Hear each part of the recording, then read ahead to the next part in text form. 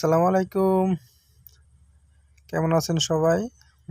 আমিও ভালো আছি আলহামদুলিল্লাহ।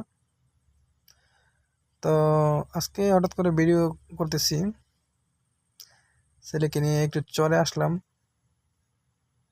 দেখেন আমার ছেলেটা কত দুষ্ট দৌড়াদৌড়ি করতেছে। একবার আমার কাছে আসতেছে, আয়সা আব্বু আব্বু ডাকতেছে।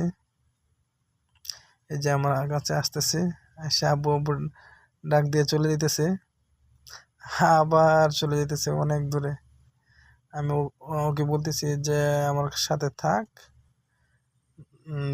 দুইজনে বাপ্পুতে মিলে একটু গল্প করি, কিন্তু না, দৌড়াদৌড়ি করতেছে এর ইচ্ছা মতে। দেখেন পাশ দিয়ে বয়ে গেছে মেঘনা নদী।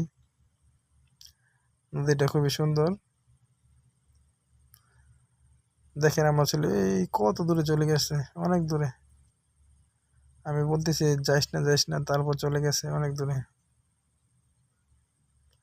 বাচ্চা মানুষ,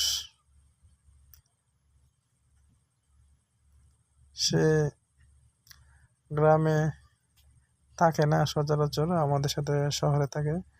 গ্রামে আসলে এরকমই করে, কি করবে না করবে বুঝতে পারে না।